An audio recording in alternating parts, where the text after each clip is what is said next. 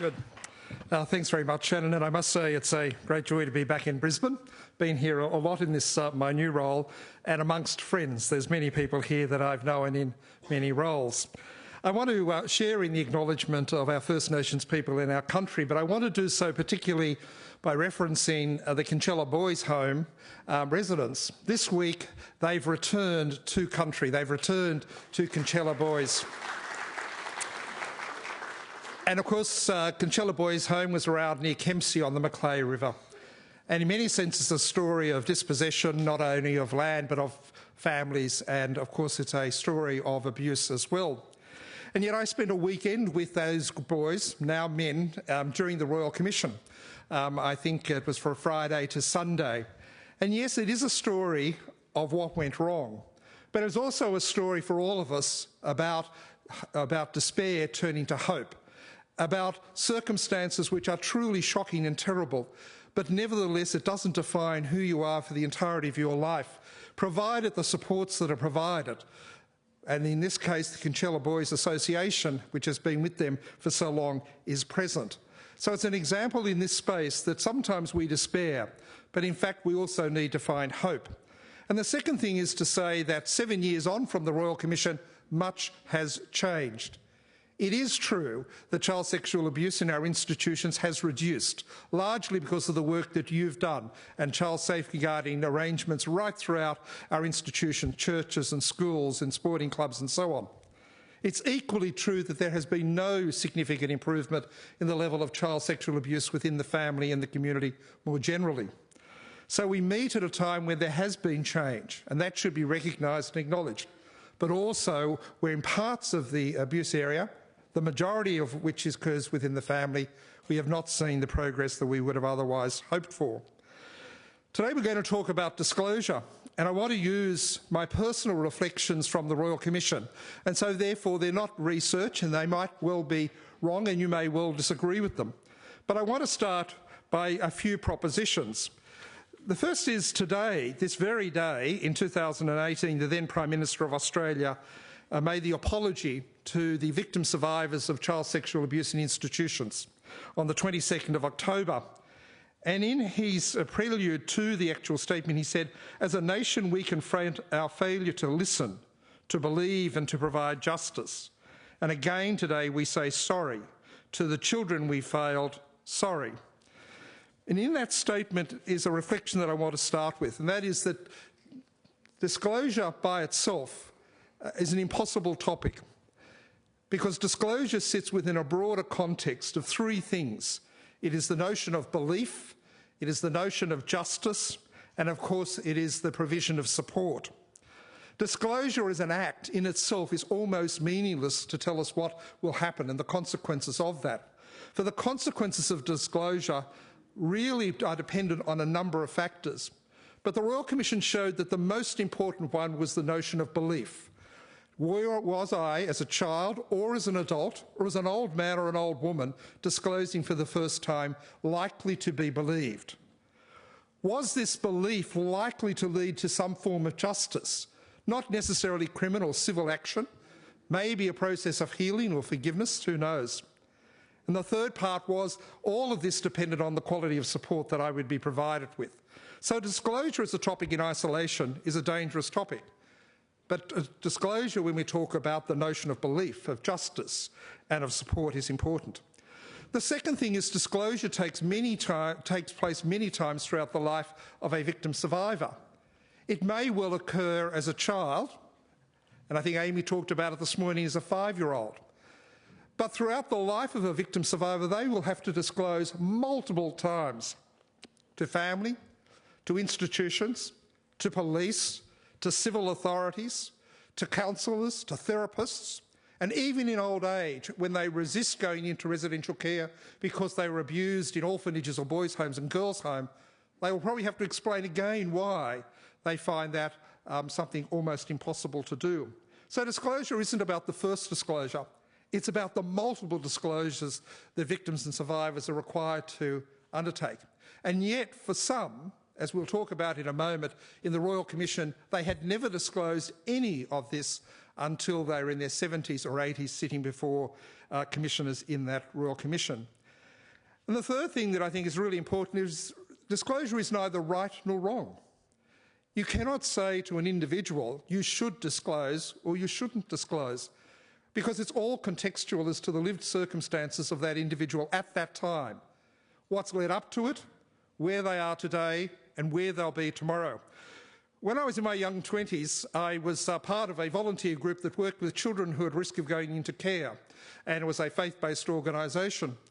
And one of the girls there was a young teenager of 14 years of age, and she decided she would disclose the sexual abuse by her sister's partner, and she did so. And of course the consequences were devastating, as you may well have imagined, 40 or 50 years ago. The family didn't believe her. It tore apart her relationships, fragile though they were with that particular family. The police were indifferent to her disclosures, and more importantly, she became the victim yet again. And for me, it was a lesson to understand that the risks of disclosure and the benefits of disclosure are complex. And in the considerations that the panel's going to have today, we understand the complexity around this disclosure. Nevertheless, it is important that people have the opportunity to disclose not only when the abuse occurs, but throughout other stages of their life. In the Royal Commission, a couple of things were really important. 10% of the 8,000 people that came forward in private sessions, it was the very first time they had disclosed to anyone.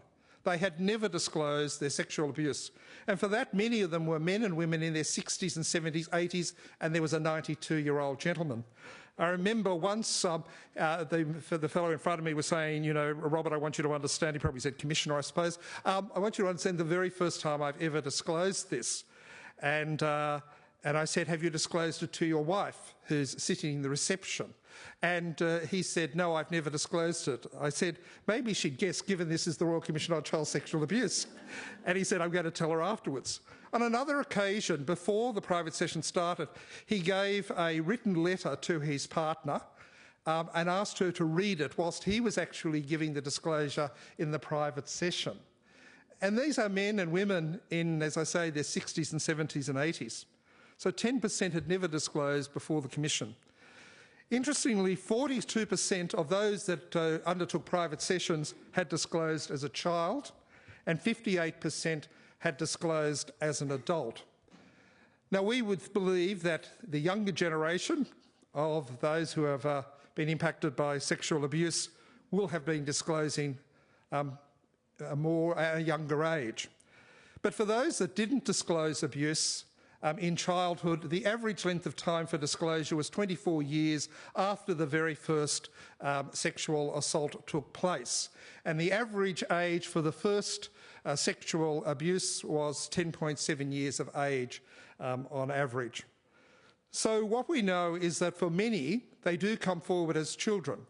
But one of the lessons out of that is they thought they had disclosed, but nothing happened. And part of the problem was that for those that thought they had disclosed, they didn't have the language to identify the abuse that had taken place. And the person to whom they had disclosed often, not always, but often, didn't have the capacity to understand either what was being disclosed or the severity of it at that time. That's not to excuse those to whom disclosures were made and who deliberately chose to ignore those disclosures. But it is true to say that when we were sitting in the private sessions, many of those who had disclosed as children believed that they had disclosed in a fashion, but it was clear from the action that followed that that was less likely to be true. And so in many senses, you know this stuff. You know that the barriers to disclosure are multitudinal. There's shame and embarrassment. 67% of all private session participants rated that as the highest reason for non-disclosure as a child. Many of them feared being punished, and many were punished that actually did in fact disclose abuse. Their claims of sexual assault were often dismissed or minimised by those they should have trusted, including teachers and ministers of religion and so on. There was confusion about whether or not they had actually been abused. Many of the children had lived in family circumstances where abuse was taking place, domestic and family violence, and yes, sometimes sexual abuse. And there was a normalisation of abuse within those families. So they weren't actually sure that what was happening to them was abuse. and they didn't have the language for it. And of course, the abusers used many techniques to be able to threaten and cajole young people into not disclosing, particularly when they were children. But there are other more unusual reasons for that. One was in relation to fear. A number of the adults that disclosed to us for the very first time said they would not disclose until their perpetrator had died, even though they were men and women in their 40s and 50s and 60s, and they have never encountered that abuser before. The mere fact that he was alive was a reason not to come forward. Another one was the impact that it would have on the family, particularly devout and religious families. The more devout the family, the less likely the child was to disclose. And part of the reason, which was astonishing to me, was that the impact it would have on the mother and the father who were devout in their faith or their particular beliefs, and they delayed. Another one was in relation to performing arts and Olympians and gymnasts and swimmers and so on. A group of swimmers had been abused by a coach. For them, there were two things. The first thing is the disclosure in that environment meant the end of your sporting career. If you disclose sexual abuse, particularly in either the performing arts or in relation to the athletics, your career, your aspirations would have been finished. But the reason they said they didn't disclose was even more curious, was that the faith and the time and the commitment their parents had put into the sport. And if they disclosed, not only would their careers have been ended, but the aspirations of their families would have ceased. And therefore they delayed until they were in their 20s and 30s, and their careers had in fact come to an end. And so those sorts of reasons are in fact very much not things that I had ever thought about until the Royal Commission. In culturally diverse communities, we saw this occur in relation to shame. Very, very often in the private sessions, particularly of those that had been abused in Orthodox or other faiths, the same story was told. I told my mother, I told my father. And the instant response in those communities was, this will bring shame on the family. It will bring shame on the church. It will bring shame on the community. And more importantly, he wouldn't have done it and we don't believe you. This resonated over and over again. So the reasons for non-disclosure, you understand, but they are complex. Nevertheless, they are the sorts of areas in which we have to work if we are to have effective disclosure at the beginning. For those that are much later, disclosing much later, and that will continue to be a pattern, not all children and young people, despite what we might do in creating safe opportunities for disclosure, will disclose as a child or a young person. And in some circumstances, that will be the right choice, let me be clear. Disclosure much later on is attended by another set of complications. And one of those is the fear of disclosing to your family members, your partner, and or your children, for the fear that they will now believe that you are in fact a potential abuser. That doesn't occur for women who were victim survivors, but it does occur for men who were victim survivors of male perpetrators. And so this fear of being labelled an abuser yourself is a reason why many of them waited until their 50s or 60s or 70s, and in fact were the reason why so many of them only disclosed to the Commission itself. So let me just conclude, because the panel is where this is really about. The nature of disclosure, or the consequences of disclosure, I think are many and varied.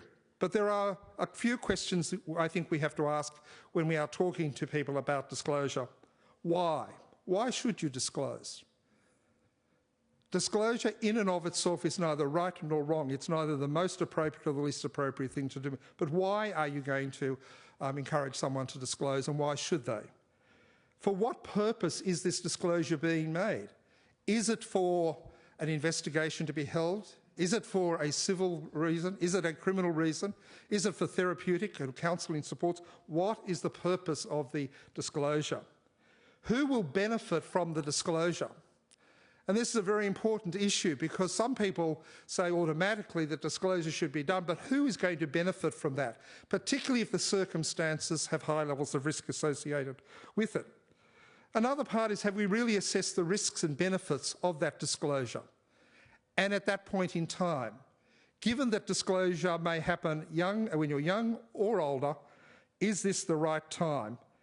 And so in a sense, it's how, to whom, and when is it the most appropriate time for disclosure to take place? Finally, let me just simply say, you are all now, 7 years on, much more attentive to creating places and environments in which disclosure can take place at a much younger age. And I think that that has been a benefit of the Royal Commission, but frankly, an extraordinary outcome from the work that you've been doing before that. But I do want to make the point very clearly about disclosure. It is sometimes unsafe to disclose. It is sometimes genuinely unsafe to disclose.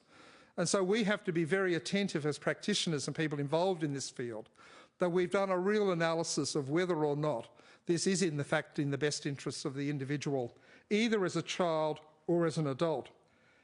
But part of that is also the hopefulness. And I'll just leave with two things. I think it is absolutely true that healing is possible. The one thing that I came away from the Royal Commission was with a sense of hope. Now that may sound extraordinary to you, having listened to 1,600 private sessions, including 300 or 400 in prisons, of men and women who have been in jail and were abused as children. But the notion that healing is possible is really important and is a reason why disclosure may be important in the lives of someone. The second is that recovery is possible. It is true that the impacts of sexual abuse on children lasts a lifetime. It doesn't mean that people are adversely affected at all points in their life, far from it. But we know from the Royal Commission that people enter into and out of periods where the trauma of that child sexual abuse evidences itself more significantly than at other times. But one of the things that became very clear to me in the private sessions was the notion that recovery was possible, was important to people. It doesn't mean that they will recover. It doesn't mean they will be healed. But the possibility of those things occurring were important to people. For once you remove hope from people, what is left? So even child sexual abuse victims 60 or 70 years after the events of that abuse need to continue to be able to have hope. But it's a hope that can be realised through the work and the efforts of people like yourself, the services that exist and the services that should exist if governments and the community would respond more effectively. So they're just some thoughts, and I look forward to sharing comments with the panel members. Thanks.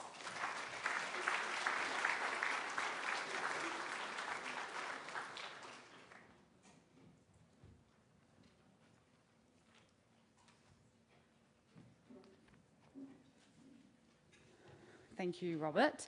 And I'm just going to introduce the rest of the panel to join us. So first we've got Professor Lynne McPherson, based at Southern Cross University. Lynne is the inaugural Chair Out-of-Home Care Research. This newly created position, co-funded by the Australian Childhood Foundation and Southern Cross University, was established to lead the development of a high-quality program of research that builds new knowledge and sector-wide cultural transformation, scholarship and practice in the field of out-of-home care in Australia. So welcome to Professor Lynne.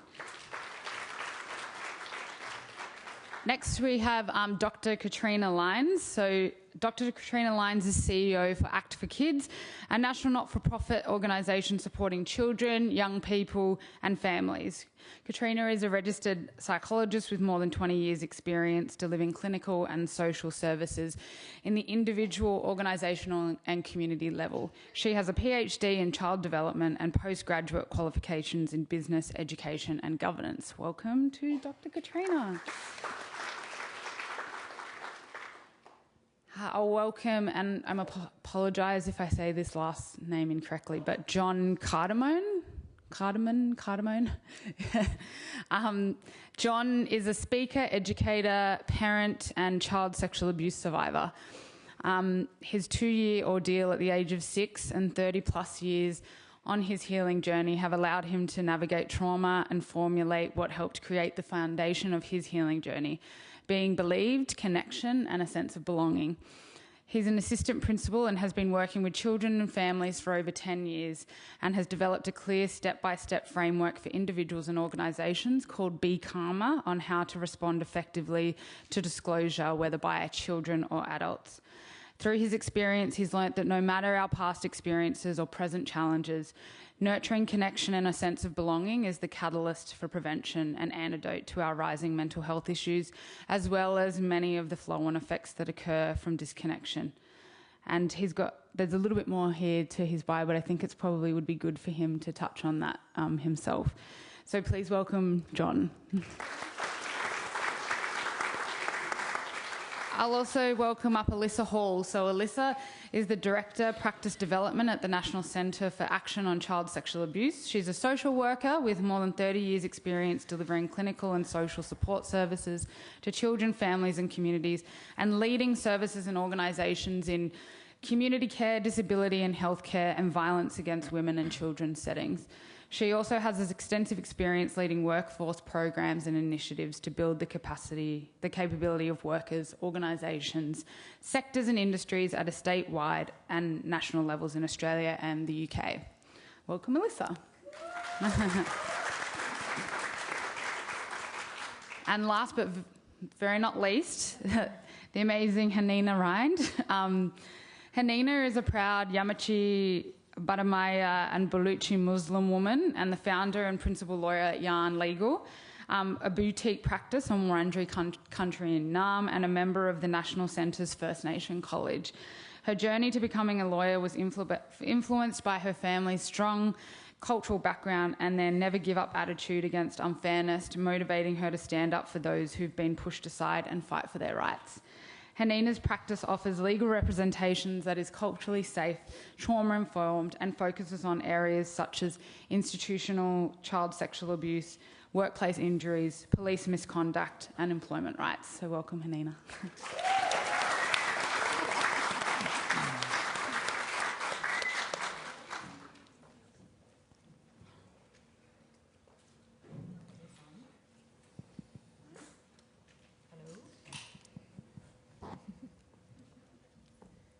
Hello, is this on? Okay, there we go.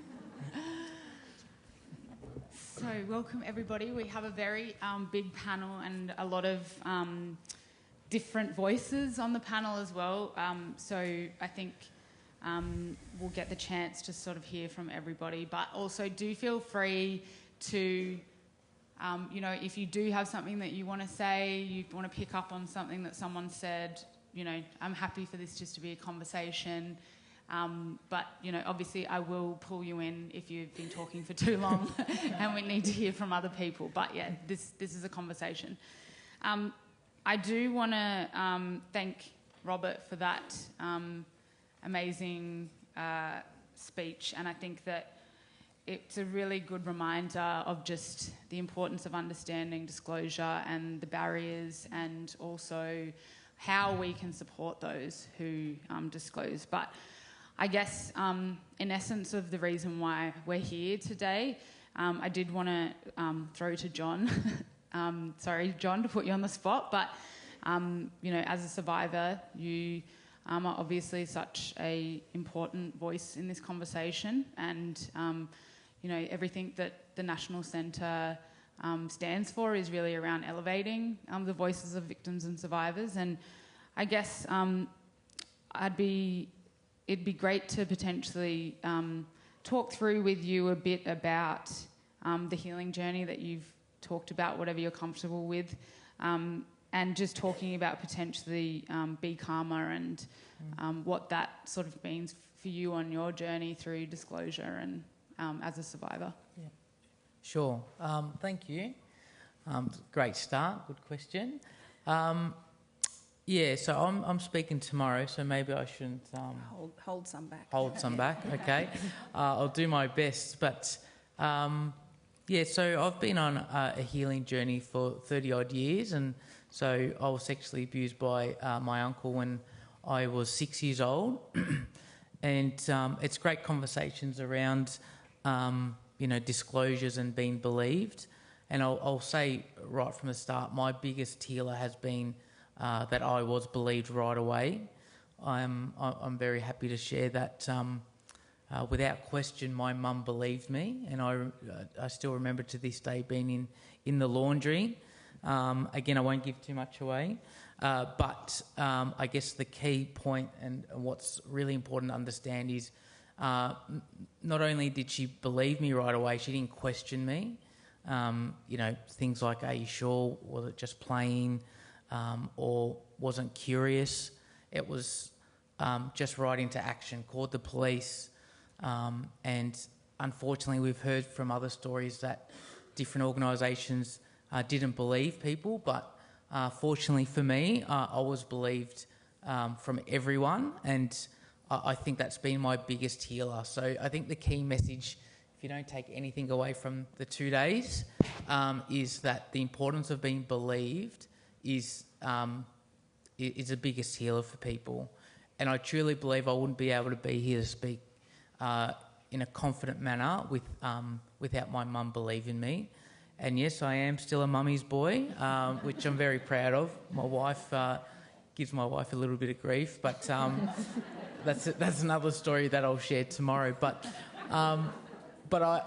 I think we're going to talk. Well, I'd like to talk about attachment theory, and I know there's a few academics that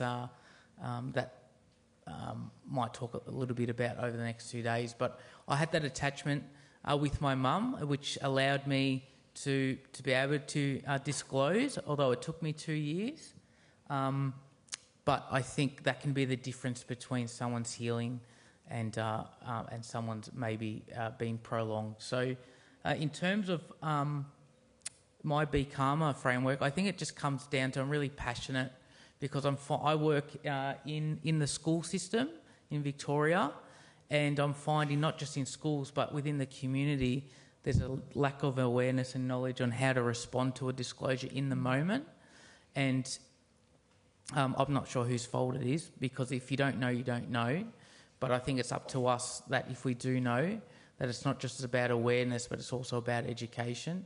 So I'm really passionate making sure that people are educated on how to respond in the moment, because the way you look, the way you ask, your silence, all of those things can really have a big impact on, especially on the child's brain. I'm not a scientist, but I'm fascinated on the impact on trauma and how that can impact the child's brain. But based on how I was treated and the support that I got from an early age right away has been huge. I could keep going, but I can see that she's giving me the stares. No. I'm just joking. But yeah. Thank you, John. And I think, as you've just pointed out, and something that I will throw to Robert about as well, is this idea of belief, and that is such a big, I guess, the key thing when it comes to disclosure. And I think you were saying that there needs to be more education around how people respond in the moment, but also respond in general over the period. Robert, I guess from your experience in the Commission, do you have a bit more information about what some of the barriers to belief are, and potentially how we support that belief and process as part of disclosure? Sure. So just historically, without taking time, you have to understand where Australia came from. The criminal justice system in Australia, when I was doing law, had a mantra that women were not to be believed to the same extent as men in a court of law. And similarly, children were to be treated with less credibility than the evidence of adults. And these were formalised in our criminal system. So we had a culture and a legal system and a police force where women were not to be listened to with the same degree of credibility, but children were even less so. So that's only a short time ago.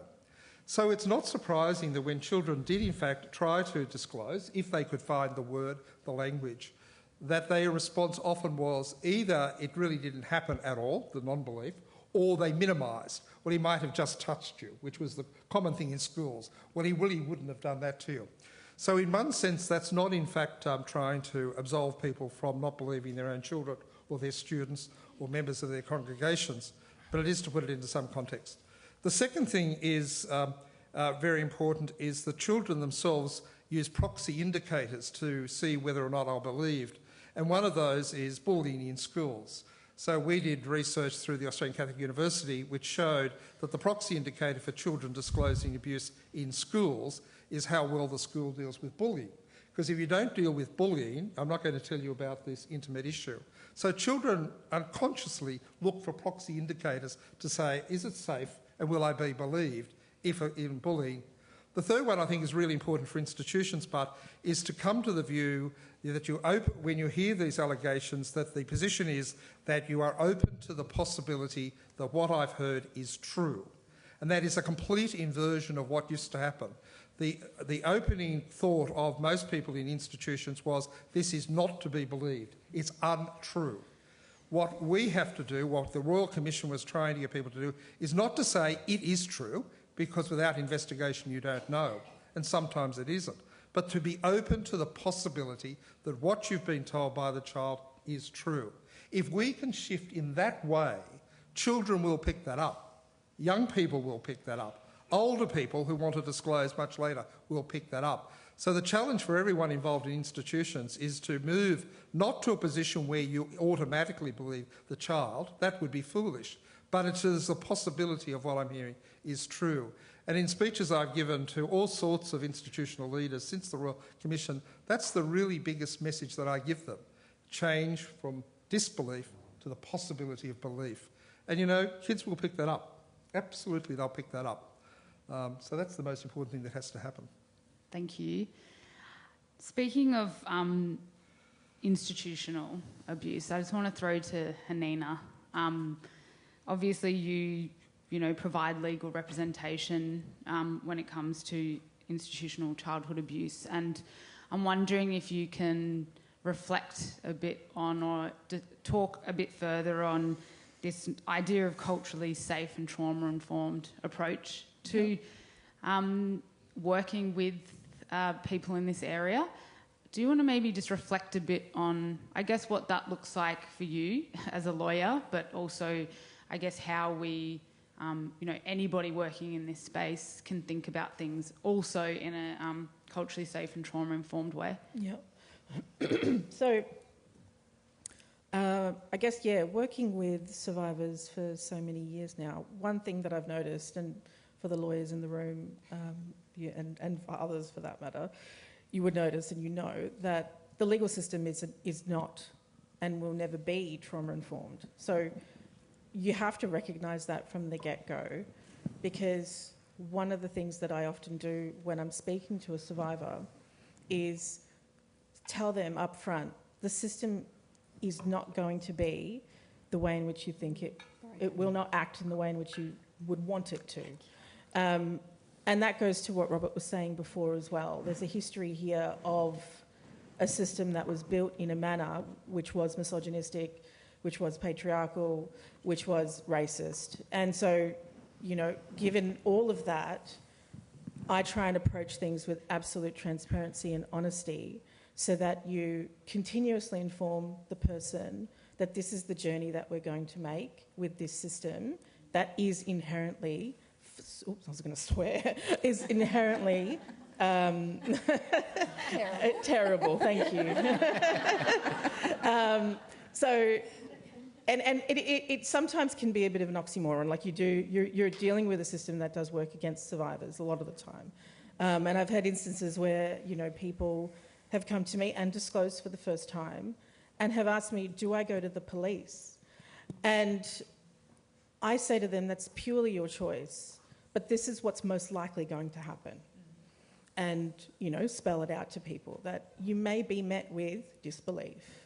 I have a situation now where I'm working with an adult survivor who is going through the process with the criminal, within the criminal justice system, and basically they are saying that the relationship was consensual.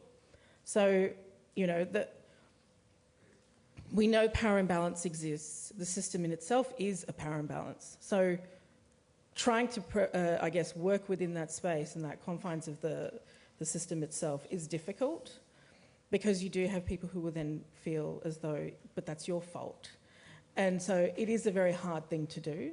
But I think providing a space where people understand and know that this is how it works, try and remove the illusion that you may not get the justice that you're seeking, particularly through the criminal justice system, which is why I often, encourage people to sue if you can, and that does work in institutional settings. But you have to create that space. You have to allow people to walk in the door and sit with them as well. I think within the legal profession, a lot of people, and particularly in law school, you're taught to be objective, whatever that means. I think a lot of the time people take that and think, oh, that means be cold or not show that human side to you.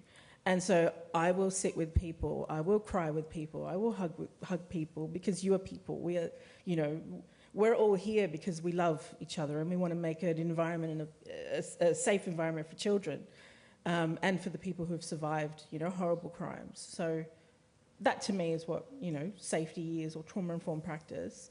Cultural safety, particularly within the space of working with Aboriginal people and people from migrant backgrounds, is a different thing entirely as well. But at the same time, I always say that if you create a culturally safe environment in your workplace, you set a bar, and then it will just basically flow for everybody. And so, we're recognising the fact that racism really creates an additional barrier for us. People aren't going to necessarily want to disclose because they know, well, I'm just going to be hit with a whole bunch of racism as well. So that can happen in so many forms. But yeah, that's... Thank you. That's okay, thank you. So, Professor McPherson, so in terms of your work around out-of-home care, can you maybe give us some of your learnings or shed some light on disclosure in that area? Yeah, I think it's fair to say that, as with other intersections, that children and young people in out-of-home care are among the most marginalised in our community. And so what do we know about child sexual abuse? We know that children who are already marginalised are likely to be, much more likely to be targeted by offenders and by perpetrators, and that the tactics that are used very deliberately used to maintain the silence. So could talk about disclosure a bit in that context, but also in the wider familial context, because many children and young people in out-of-home care have experienced, vast proportion have experienced child sexual abuse within the family and community context. So in that sense, I'm currently involved in a small research team where I've been incredibly privileged to hear from just over 50 victim survivors telling us their stories, their heartfelt stories about just that issue. What helped them to disclose and what it got in the way. And we've been hearing from people from a range of backgrounds and from a range of ages, all just over the age of 18, but I think our oldest victim survivor was about 61. And there were some really key messages about barriers that essentially were about fear. So they were about the individual experiencing fear that no one will listen to me, no one will believe me, people will say it's my fault. And giving us some real story about that, some real detail about that. And then perhaps what I want to really emphasise is the fear was also very much about what was constructed by the offender, by the perpetrator. If you tell, it will kill your mother. If you tell, I will kill your puppy. And there's stuff around that lets the victim survivor know that this is a real threat. This is an empty threat. I know where something happened over there in the past, and I know that could happen to me. So I think that perhaps the last thing I want to say about disclosure for the moment was what amazed me was that where people had language, so usually when they were about school age, when they were under school age, they were saying they tried to tell but they didn't have the language. They tried to tell but they didn't have the words. Many had language, and many not only told, they told over and over to different people in different contexts, institutional, schools, family, support agencies, and they weren't heard and their disclosures were not acted on. So that's a fairly confronting finding for any of us, I think, to hear and take on board. And the key message, I think, about that was that we live in such an adult-centric community, that adults are listened to and heard and have the power, and children have none of those. Yeah. Thank you. I'm going to go to Dr. Lyons now. I think that through this conversation, it's clear that there are barriers to belief in disclosure, and one of the things that Robert talked about, and I think goes hand in hand with this fear element, is also shame. And I guess, how do we support victims and survivors through the shame of disclosure? What does that look like in terms of being able to support them? I think part of that is the age at which someone discloses, because the bottom line for me, if a child discloses, the first position you should take is that you believe them, and you go from there. And the work that we do in our sexual abuse counselling services show that where people believe kids, as John was talking about, the outcomes for them for the rest of their lives are great. It's happened, but it doesn't define them, and they don't have ongoing mental health issues if people believe them and they're supported therapeutically at different stages of their lives.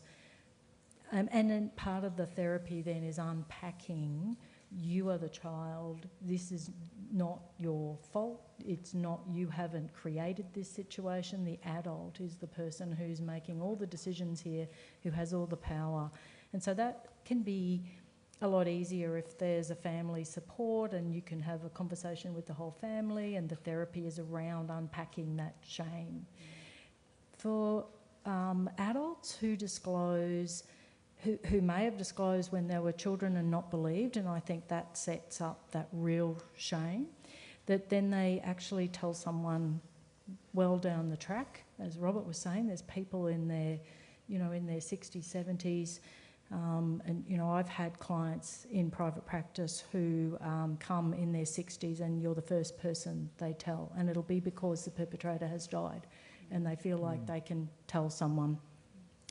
And the shame and guilt that they have felt their whole entire life is just heartbreaking, because it's not their fault.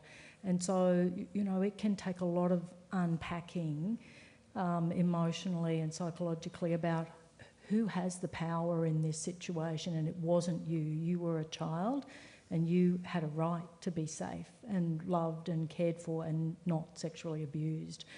And some people actually never accept that, especially if they've lived with this and their mother or father didn't believe them. I think, John, I'm listening to John, and, I've had so many clients say to me, my mum never believed me. It was her brother or her whatever.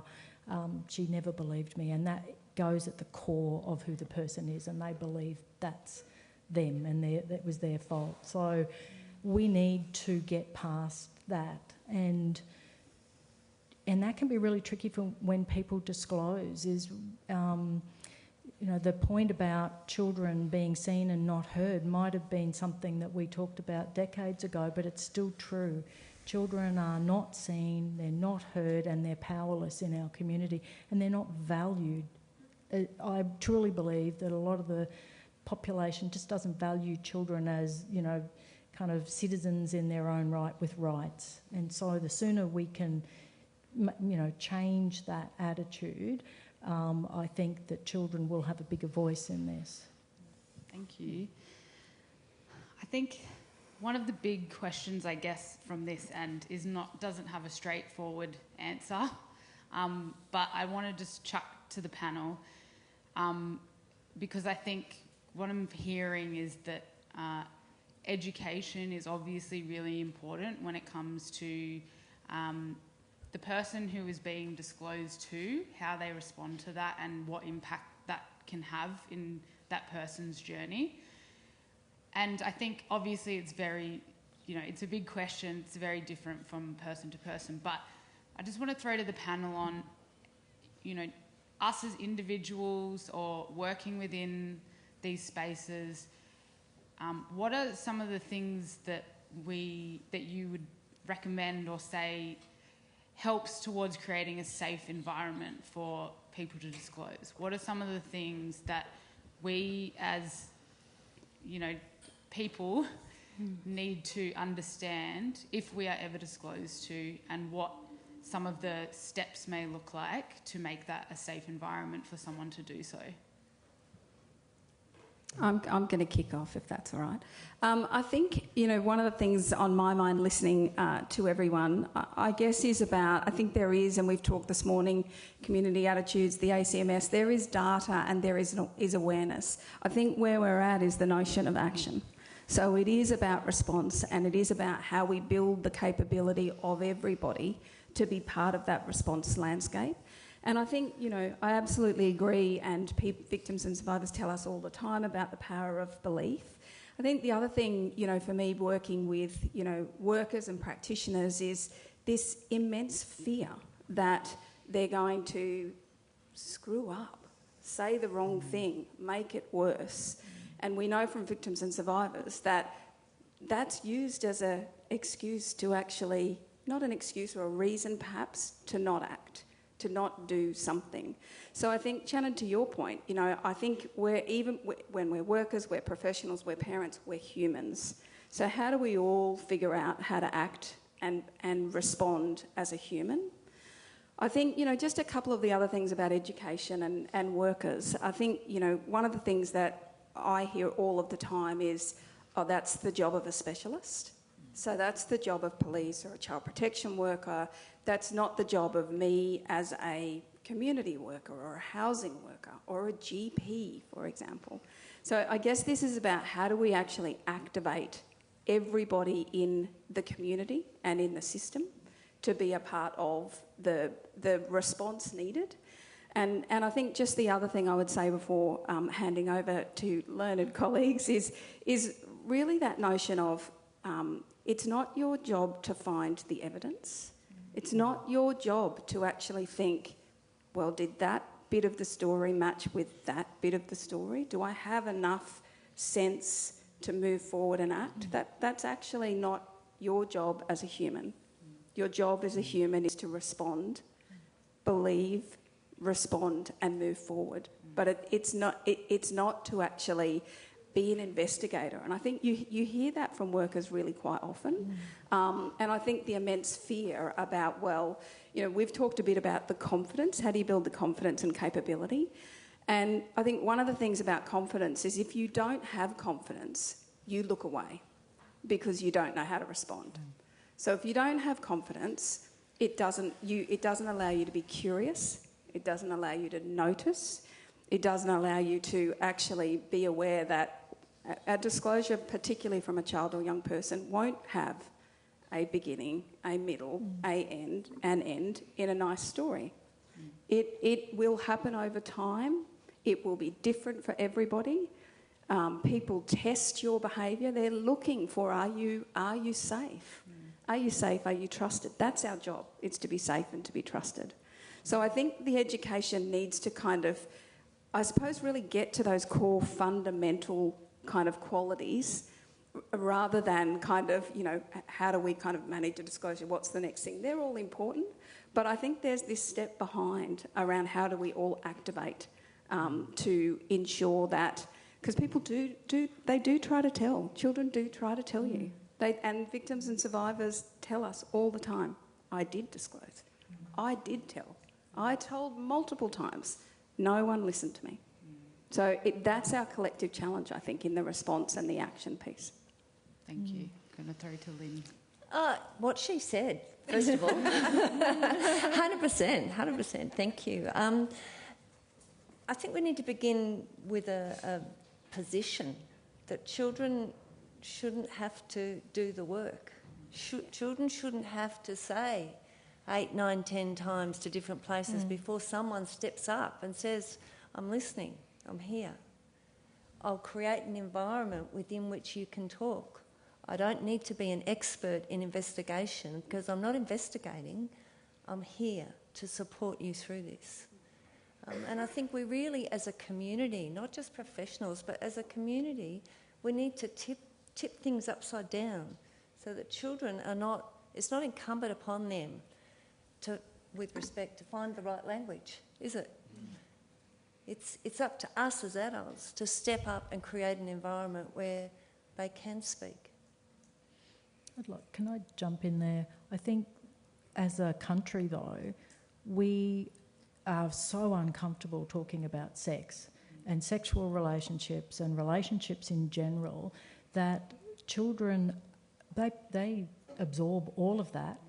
And so, you know, they know that the topic is potentially taboo even when they're little because of the social situation they're around in. So as a country, Australia, we need to stop being prudes, because the sooner we can have open conversations about sex, sexual relationships in general, and teach kids about these things, children are not going to be heard or feel safe in many, many homes and situations, because as a country we're not safe and comfortable with that. So how do we turn that around?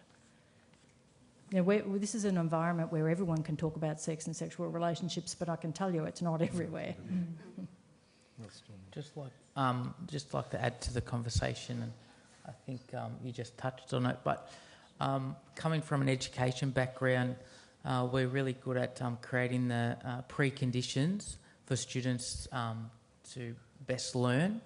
So we look at the classroom. So before a student even walks in a classroom, we look at the preconditions.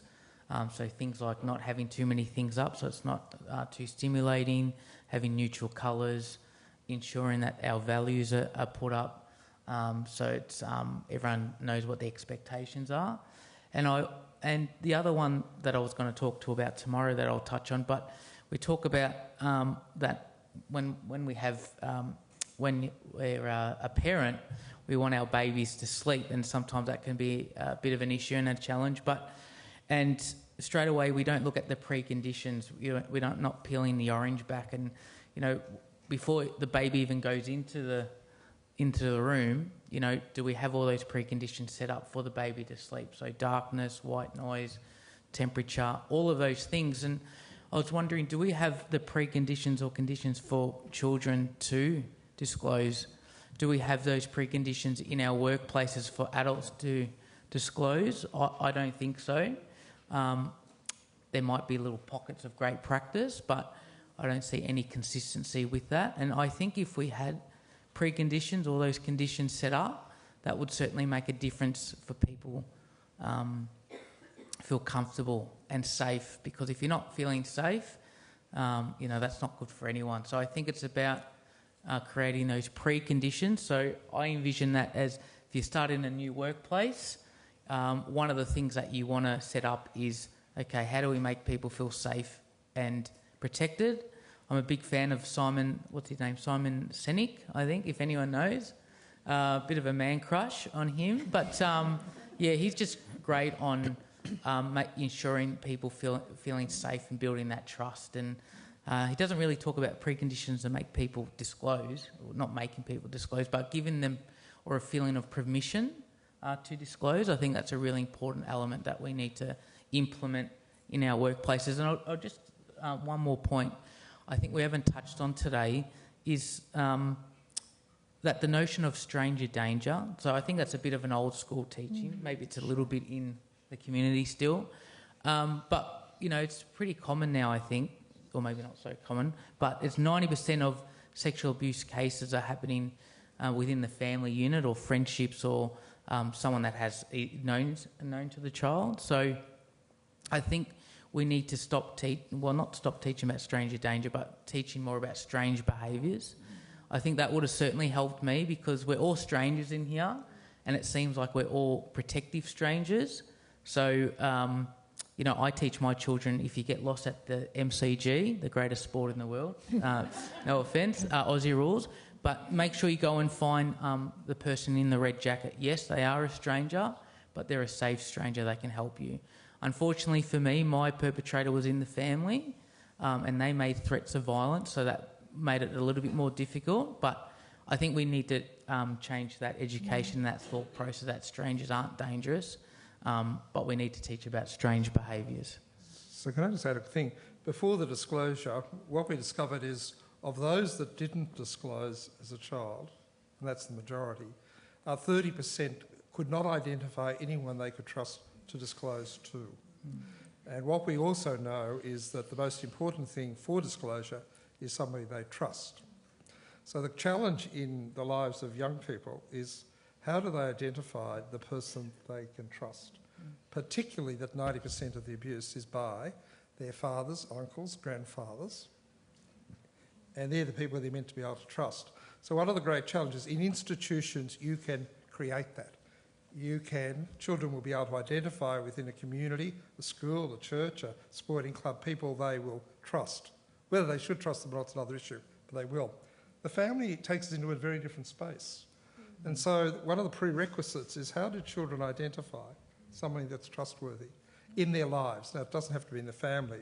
And that is actually the greatest challenge, because what we do know is if children trust someone, they probably will disclose. They'll disclose by social media to a trusted friend, we know that.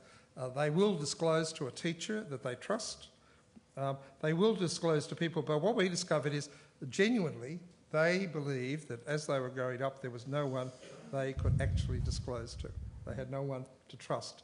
And I think part of the reason why the family area is really, we have not made any advances in relation to reducing the abuse of children within families, which is a great tragedy and a failure on all our parts, is partly in that space. It is very hard for children to work this complex arrangement through, and I think that's going to be an ongoing challenge forever. I don't think families are suddenly magically going to become perfect places for children to grow up in. But how do they find people to trust? Can I just make a comment on that? And I think that I absolutely agree. And I think the challenge for us is, the flip of that is how do we make it easy for them to identify? So how do we be a believing adult? How do we be a trusted adult? How do we give out the signals rather than the pressure of a child to actually analyse their network around them, test, is that going to work? Which of course will happen. I don't think we talk about disclosure as a risky endeavour, and it is an incredibly high risk endeavour for anybody to do, child, young person or adult. I've had victims and survivors say, why would I do that? It's like setting off a bomb in my life.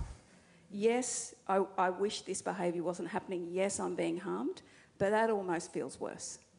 So, how do it's incumbent on us as adults, how do we demonstrate we are trusted adults and safe adults for people to do that? How do we not make it hard for them to find the opportunity?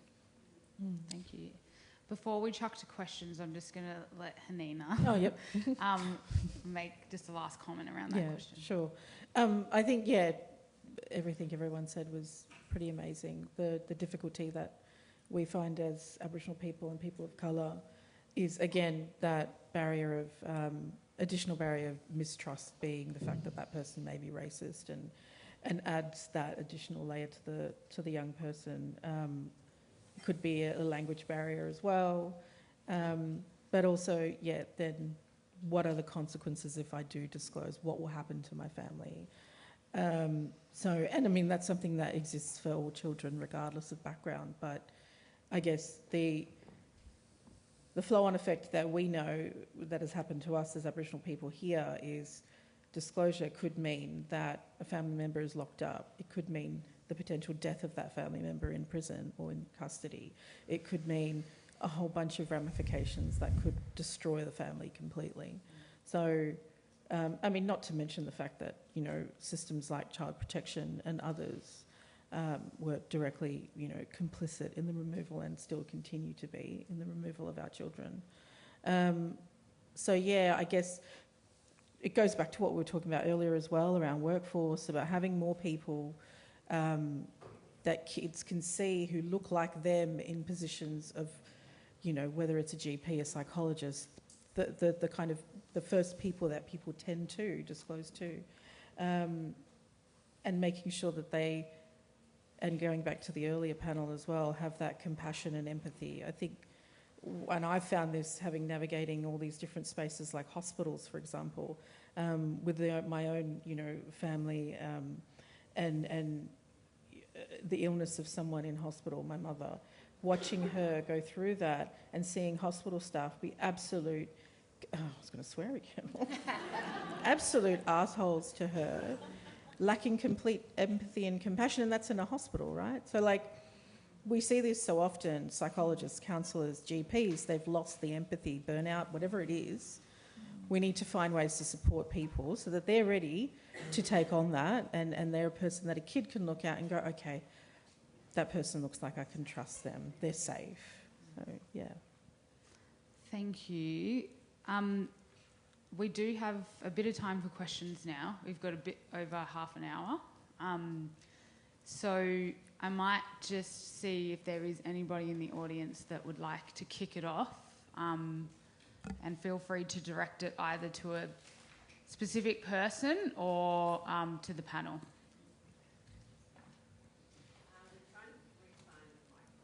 Okay. That's all good. My name is Shirley, and thank you very much again for this interesting discussion as well. It's been great learning.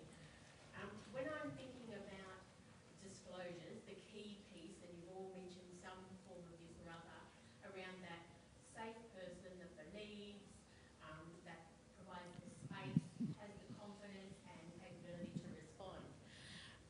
My sort of interest in that is the capability building of practitioners, of parents, to be able to provide those spaces, because I've done a lot of work in families and a lot of work with practitioners and certainly teachers where they do say that they are too scared. So when I talk about creating a space for disclosure, being that type of person, they say, but I'm too scared, I don't know where it's going to go, I don't know what to say, I'm just going to be terrified. So for me, it's about going back to the sex conversation of getting people to reflect on what are your values and attitudes and beliefs around sex, for starters? How did you learn those sorts of things in order to help them become a safe person? But with regard to that, I'm now getting to my question, which is what have you seen in your work, or what do you know that works to increase the ability of people to be that safe person and believe the children, young people?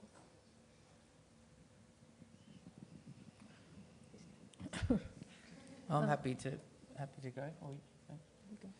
I think it's one of the other things I was going to talk about tomorrow is connection. So having a foundation of building a relationship, because we know children and even adults, trust isn't built in a day. It can certainly be broken in a split second, but it can take a lot of time to build those connections and that sense of belonging for children. So I think it's over a period of time for them to have that. But I think for the person, I always think about my mum, who's didn't have any English when she was growing up, had no education, but she was still able to act protectively.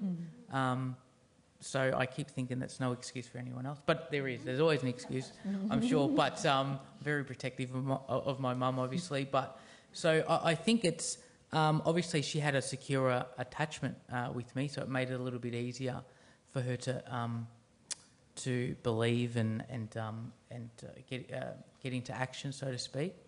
But I think, as the earlier panel said, you don't just have empathy sometimes and values, but I think it needs to be repeated and reinforced.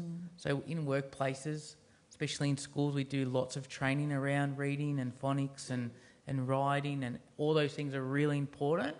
But when it comes to disclosures and how to handle them, it's not just a tick box.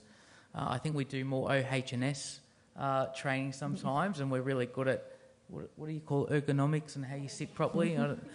So I think it needs to be repeated and reinforced in training.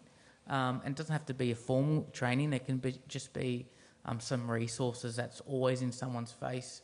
And sometimes the training's one thing, but it needs to be authentic training. So someone with experience and someone that you can learn from. So I'm a big believer that it's reinforced and repeated. Yeah. I think the other thing that's really important on the back of that is going out there to cultural leaders. Like, we already exist, we're in our communities, and there's so many amazing aunties and uncles that are doing the work, that can come into schools, that can do sessions and talk about things, and then that then creates a community that feels safer, because then they know our community leader is here. That's a pretty big deal. I know it's not that simple, because I know that there are other issues to deal with, like taboo or other cultural barriers that might exist. But also the other part of that, I guess, is we don't want to put the spotlight on us, because often when we do, bad shit happens. And so, yeah, I think finding people within your communities that can speak up and come into places and workplaces and train practitioners and talk to them, and not just one bloody module or an hour and that's it, you're done. Continuously do it. Every 3 to 4 months or however long you have to do your ergonomic assessment. Right. Maybe align it with that, because you probably do better that way. Right. Can I just build on that, if I can just think about the community? The schools have done a great deal of work in the recent years, and I don't think anyone should underestimate the enormous effort that schools, both state schools and faith-based and independent schools, have done. Not perfectly. Where the big weakness is building a community of knowledge and action with parents and children. So the big issue here is schools, whether they like it or not, are the educators of parents and families. And it's that point of connectedness. Most people are connected when they have children to the school. And so I've spoken for the last 7 years about communities of knowledge, where everyone in that community, parents and children and teachers and volunteers, are all engaged in a process of education and knowledge. It will do bugger all of it nothing if you only educate the children or the teachers, if you don't. The challenge will be, in the room like this, there will be perpetrators. There will be fathers abusing children in that school today. You know it and I know it. But if we don't have those conversations, then in fact you're actually educating a part, but actually you've got to educate the whole. And in families, they're not all bad. Yeah. They're not all bad. They're not all good either. So I think this notion of community in schools, community in First Nations communities, is really central to this. And I think the children have to see that their parents are part of it. So it's not even separate necessarily. So it goes back to your point about talking about sex and so on and so forth. So I really think we do have the mechanisms to use points of connection, schools and other things, but we have to make it an inclusive process. I think the danger is concentrating just on teachers and professional workers and kids, when in fact actually what you want to do is be spreading this message more widely. The second thing, just to don't underestimate the importance of trusted intermediaries. So what we've seen is, and I'm not sure if anyone's from Kids Helpline here, an enormous increase of children accessing those helplines to disclose. Now, whether they disclose in an anonymous way, they're raising questions of concern. And so one of the things we have to do is to look at the way in which intermediaries become more and more valuable in this process going forward. And the third one is the extraordinary importance of trusted friends as the first point of contact. And so again, if we have a community of knowledge where all the other students are, you'll pick that up. So it's not just about the family, it is these intermediaries that are being increasingly used by children to disclose. And they're an important part of the mix going forward, when they don't trust the people actually next to them in their family lives. Just picking up on the thread, we're talking a lot at the moment about the telling, and just back to our little study, it was really critical the first 24, 48 hours after the telling, what happened, how much choice and control the child and young person had, or did they relinquish that and decisions were taken away from them entirely. And I'm not just talking about immediate safety, I'm talking about much more than that. So really critically, we need to think about how we are gentle, respectful and careful with children and young people in the immediate post-disclosure phase. That's actually what I was going to say. One of the fears I think people have about hearing a disclosure is that they'll have to do something with it. But the first thing that anybody should do is just acknowledge the disclosure, because it's taken a lot for somebody to disclose, and then be honest and say, I have to tell somebody else, and you know, to that point, bring them along in every step of what has to happen.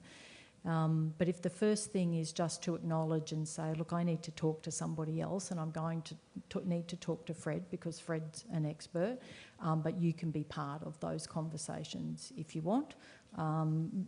Give them as much choice and control as you can, but it's the listening and acknowledging and not questioning. As John said, his mum didn't ask questions about everything that happened. I think people are worried that they have to then find out the facts and you know, conduct an investigation. And really it's that human level, as Alyssa was saying, just acknowledge it on a human level. Thank Can you. I just add, sorry, can I just add a thing? Is that okay? She's Be looking at me quick, very yes. sternly, so I'll make it very quick. But I guess it's just to answer, you know, kind of in response to the question about workforce activities and training. I think, you know, one of the other things is, you know, that everybody is kind of talking this thread, but it's about, often training is about procedural. So it's what's the process or the procedure that you need to follow. And those things are important, whether they're mandatory reporting, whether they're organisational policies, child safety, whatever the kind of construct is. But I think actually what we're talking about is not necessarily the procedure. It's the being present. It's the being present, not being afraid to be fully present. It's the taking the time. You know, so I think what I've seen kind of have impact for practitioners is moving beyond a procedural level of education into, you know, really deeply helping people to feel more confident in being able to be present when something is uncomfortable. And I think to acknowledge that this will never be comfortable, and nor should it be. Like, it will never be. We're not aiming in training to get people to come out going, woohoo, I'm ready to go, I'm ready to hear a disclosure. It should always have a level of discomfort and a level of, you know, it should always. But how do we get people to be present and not focus on, okay, the next job I've got to do is this thing? I've got a question just down here. Thank you. Sorry. I'm a survivor from when I was probably before a toddler, and I'm having a few moments sitting here, so I just need to breathe.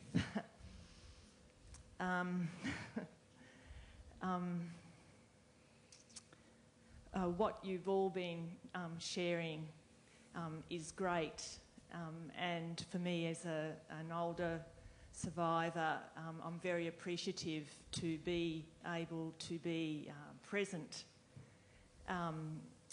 It feels for me a really long time coming, and I've been sitting here for a few minutes wanting to respond, and I started to have flashbacks of what it was actually like for me when I did. I did share what had been happening for me, and as we all know in this room, it's a very difficult thing to do, and for many of us, including me, it was a life-threatening experience. But when I did find someone that I could trust, a psychiatrist, a trauma psychiatrist, it took me a really long time.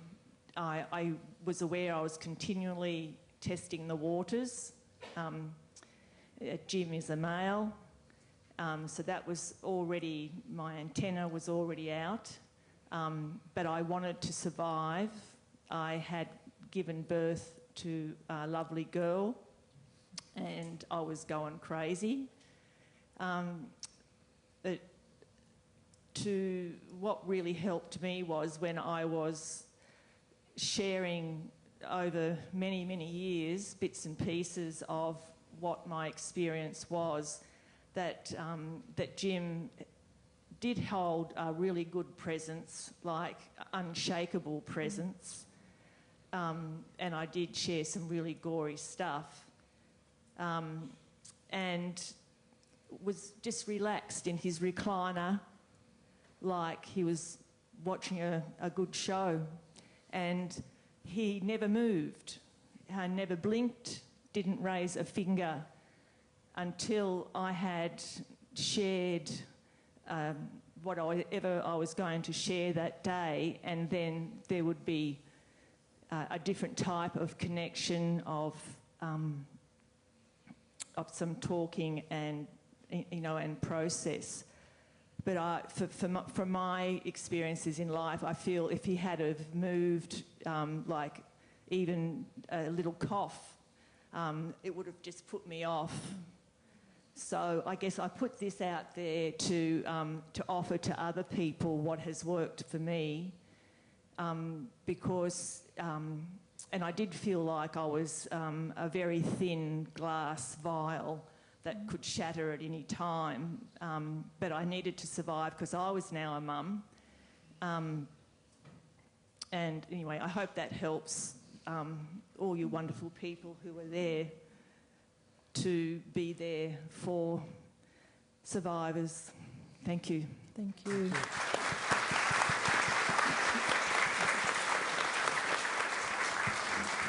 Can I just make an odd observation? One of the things that I didn't understand, but it became clear, was the number of counsellors adults went to before they found someone they could relate to. They would go to multiple counsellors and give up. And then they wouldn't go to anyone for another 3 or 4 years. Then they'd go back. And then suddenly they'd find, like you did, that actually fitted. And it didn't matter whether they were psychiatrists or psychologists or counsellors. And in the first few weeks of the Royal Commission, this was a recurring theme. The other thing that was really extraordinary to me, and I don't fully understand it today, is the number of people that had long-term counsellors in any of those forms that had never disclosed. They'd been attending sessions now for a lot. And I had assumed that early in that process there would be disclosure. And I would sit there and say, well, why haven't you actually disclosed? And there'd be multiple reasons. So when you were speaking, I was thinking, firstly, well done of finding the right counsellor. The second thing was this movement through counsellors until you find the right one. But the third one, which I'm still mystified by, is the non-disclosure through, even when people had been with a counsellor for years. And it was completely something new to me. And even now I don't completely understand why that is, but it was true. Well, so finding the right person is critical. Absolutely critical, but it's also they obviously didn't trust that person. It has to boil down to that because you're there for all sorts of other reasons, and it'd start with, I've got problems in relationships, or I've got problems with anxiety, or I'm worried about this, or I'm not sleeping, and then you just ask people to unpack it, and then it comes out. But if you're asking those questions over a long, long time and you're not getting anywhere, then the problem is with the counsellor. We've got a question just over here. Here. Is it me? Yeah. Oh, no, sorry. No. I'll just say thank you to that lady down there who shared the other lived experience.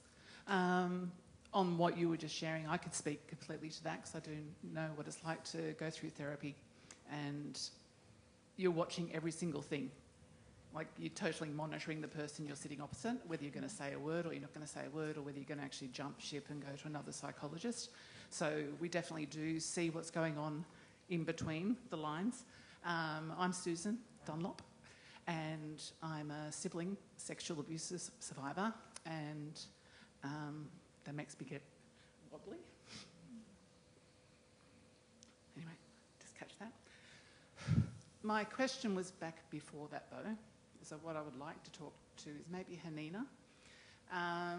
And I'd been to the Daniel Morcombe Foundation. They had a forum up at the uni, and they had this really amazing woman who was Indigenous background, a professor, I believe, and she was talking about how she guides her education of teens, I think even, to talk about the mind and how the mind's working in relation to child sexual abuse. But what she was talking about was that in your culture, you've got women's business and men's business. We've become very nuclear, and I reckon that was probably part of what was wrong with my family. My mum and dad were both single children. They had no idea what was going on in their house. So do you think, when we're looking at this and what Robert just shared, about what the court system's like and all of that, are we too white in the way we're considering all of this? Yes. Yes, the answer is yes. Absolutely. And I love looking, like when I used to own a nursing agency, right? So I never looked at other nursing agencies in Australia to see how I could do it better. I looked at the Netherlands. I looked anywhere else that was doing amazing jobs.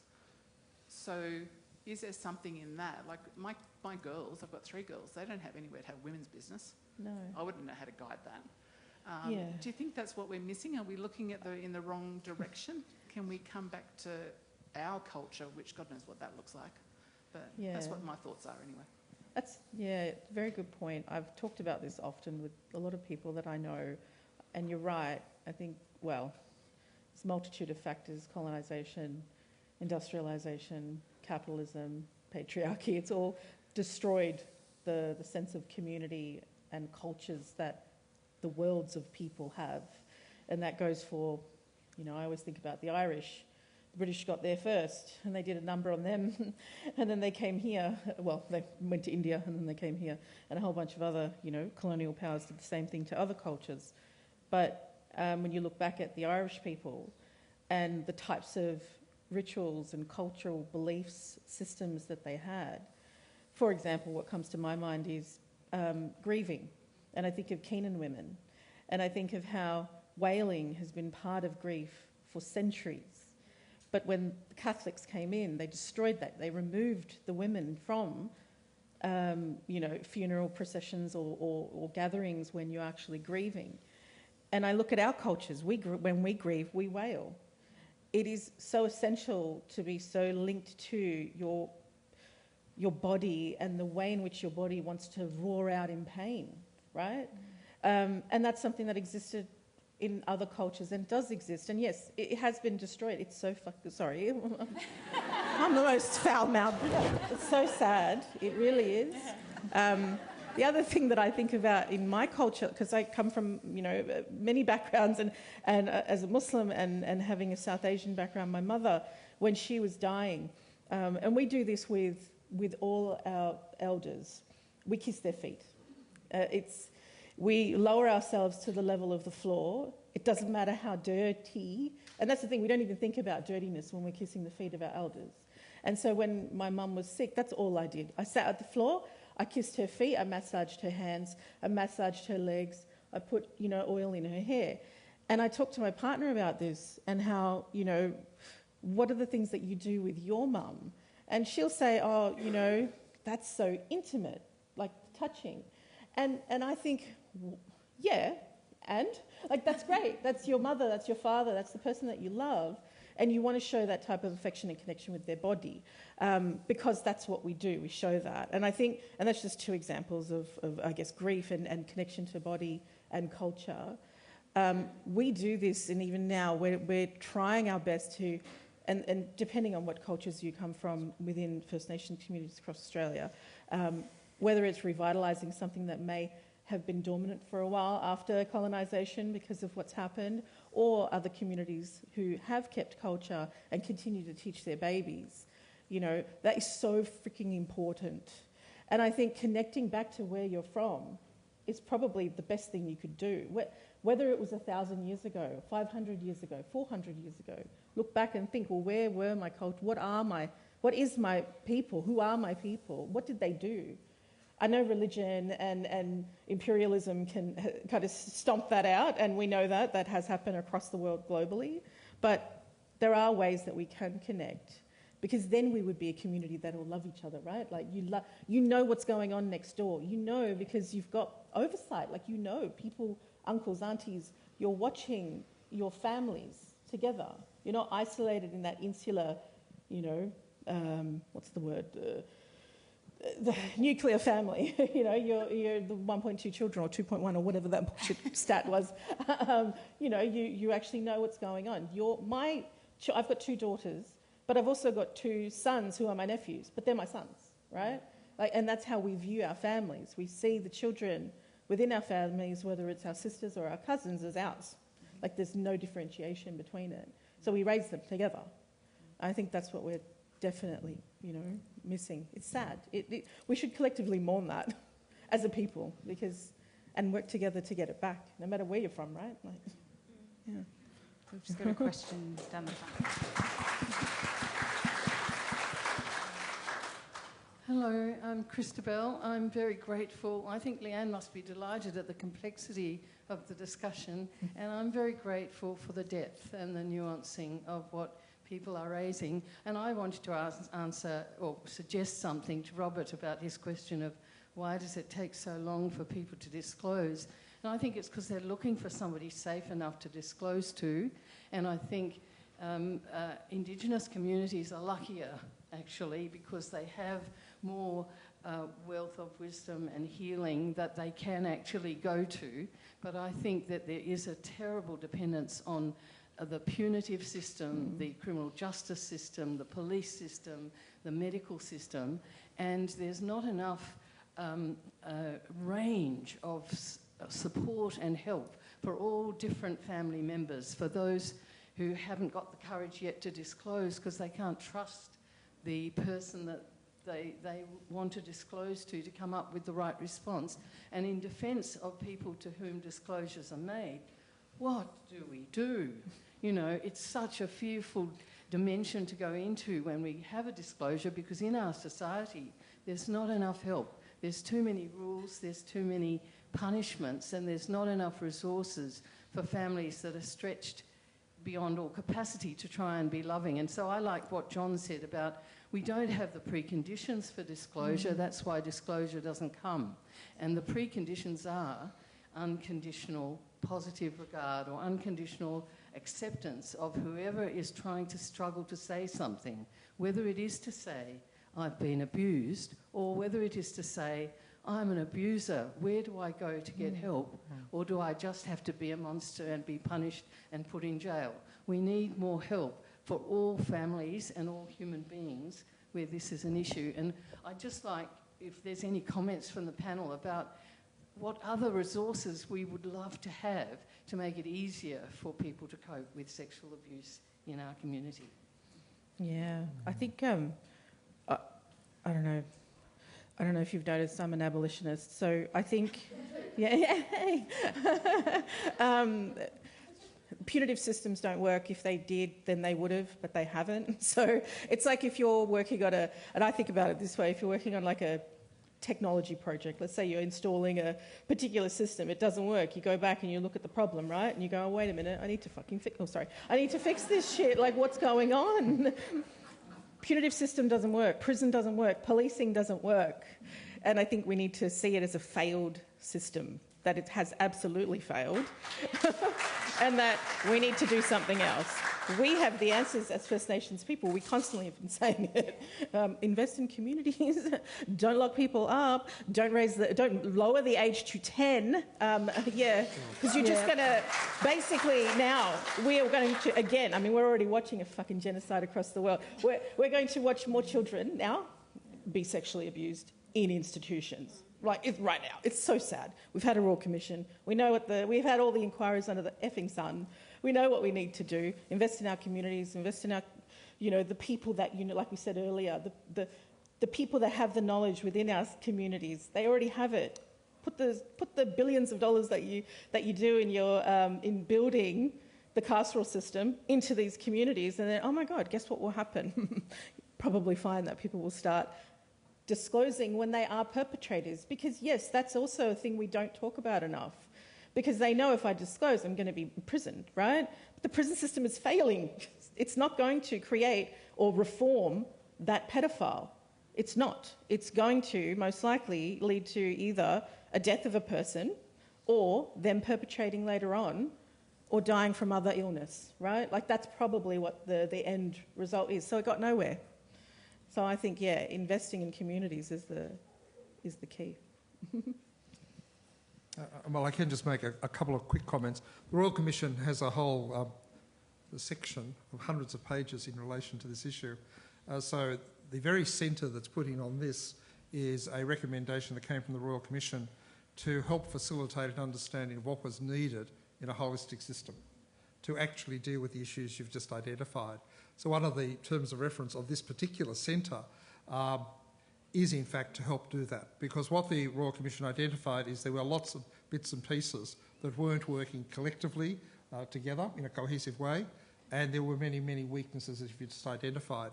So rather than just saying we should do something, there is actually a blueprint about what needs to be funded in relation to creating a much more holistic system, and the National Centre is actually part of that sort of process. So there is a process that's in place. Otherwise, what we're going to do is we're going to have lots and lots of good initiatives, but they're not going to come together and they're not going to make a difference.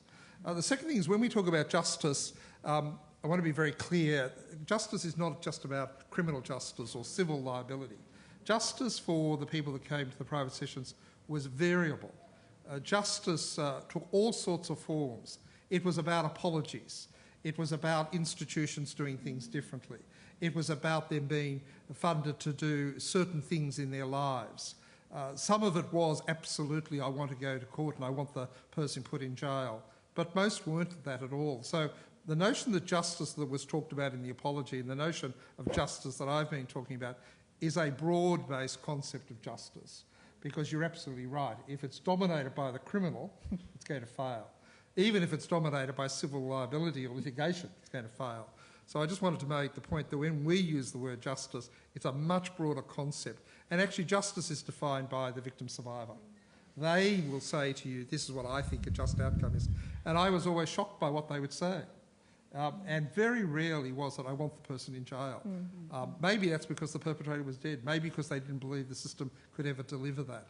But often their form of justice was different. So again, if we're going to listen to the voices of the victim survivors, we have to listen to their voice when it comes to what they think is true justice.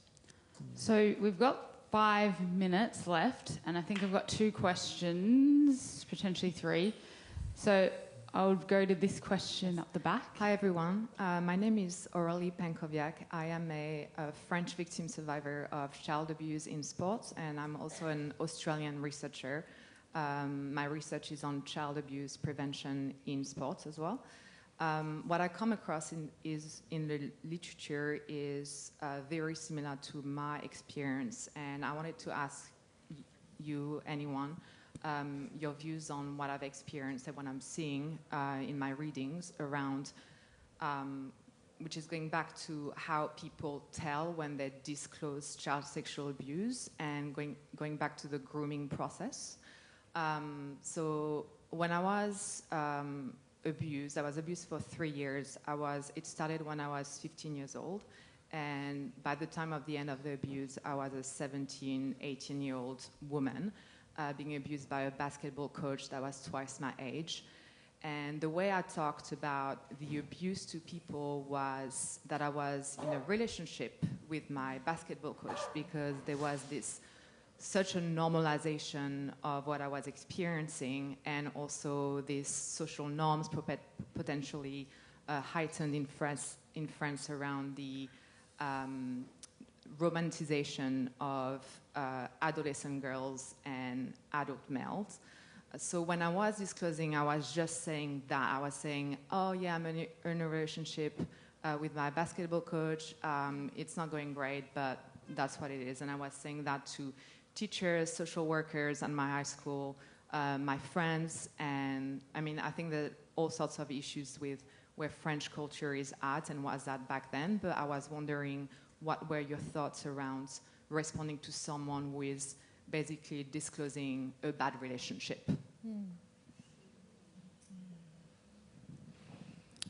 Yeah. Yeah, I think understanding grooming is really important. I've seen all kinds of ways that perpetrators groom. I think, yeah, there's an attitude towards this, teacher-student, when you're in that ambiguous age after 16, 17, and there's almost a normalisation to it. I think it has started to go away. I think a lot of people have realised that, hold on, that's not right. But, you know, that does exist. I mean, I think one of the things that there's not enough work in, or research potentially, is or there might be, you guys know more, is the way in which the online world, particularly pornography, grooms that attitude. Not only does it perpetuate racist, degrading racist types attitudes in the way in which, pornography degrades women, but also the teacher-student type or coach, student type relationship. And that pornographic way of doing things, and this is not a moral argument, I'm talking purely about the fact that it is harmful because it is violent and it's depicted in a violent manner online. So that is factual, right? It's not about the morality behind it.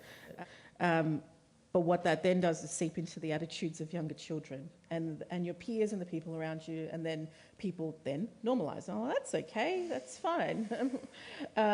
It's not.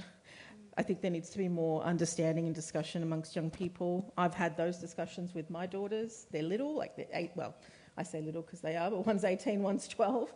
I've had those discussions with them so they know what to look out for. They understand it when they're in relationships and what consent means and what all those important things mean. But that grooming can happen at such a larger kind of societal level, especially within that's pornography space. Anyway. Can I just I just want to thank you so much for sharing that. I think it is an incredibly tricky conversation for us to be having.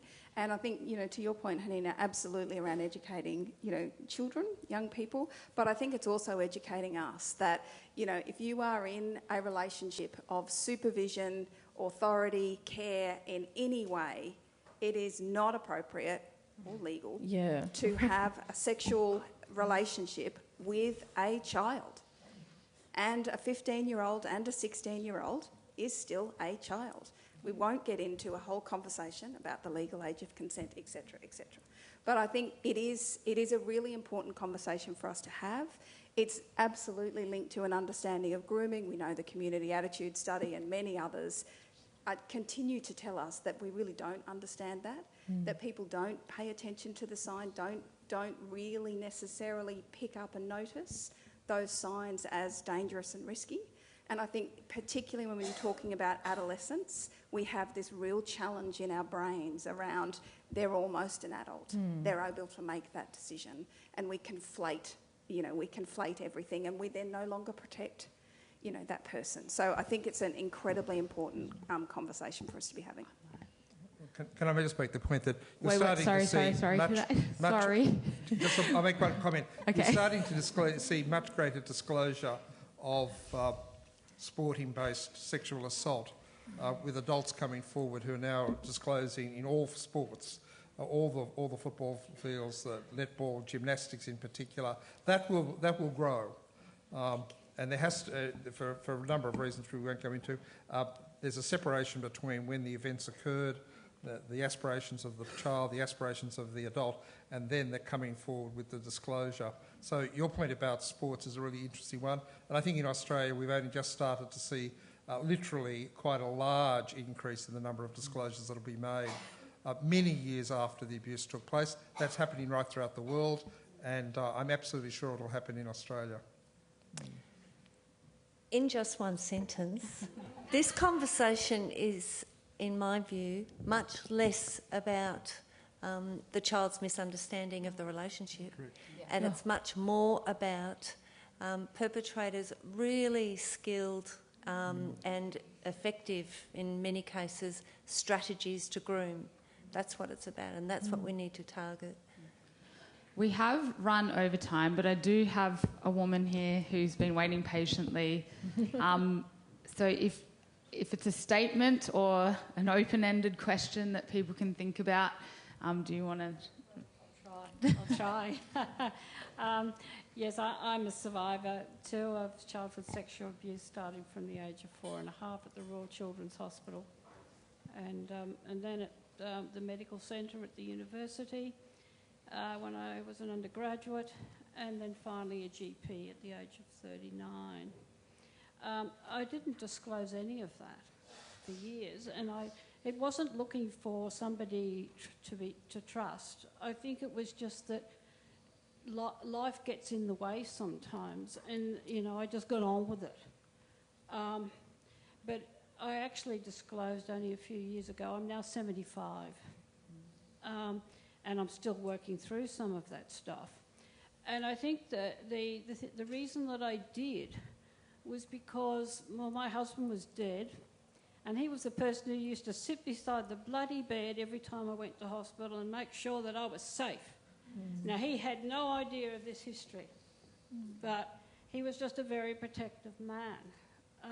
Whereas now I'm a single older woman who has to interface with the medical system and with the aged care system largely on my own. And I have to face all the time whether I disclose that. And I'm having to make that decision in systems that are ageist. Sorry, Rod. I'm going to look right at you. Because I think there is, I just do not trust the system at all to manage my disclosure well. Now, I've had a really good experience earlier this year with a surgeon who was just amazing. She was great as an individual. So there are individuals out there who really can receive the disclosure well and act on it. But on the whole, I think the system is pathetic. In both, the systems are, the health and the aged care system. And I'd just like to throw it out there, say there's work to be done. Think about old ladies like me who are disclosing. Thank you. And can we give a round of applause to our wonderful panel?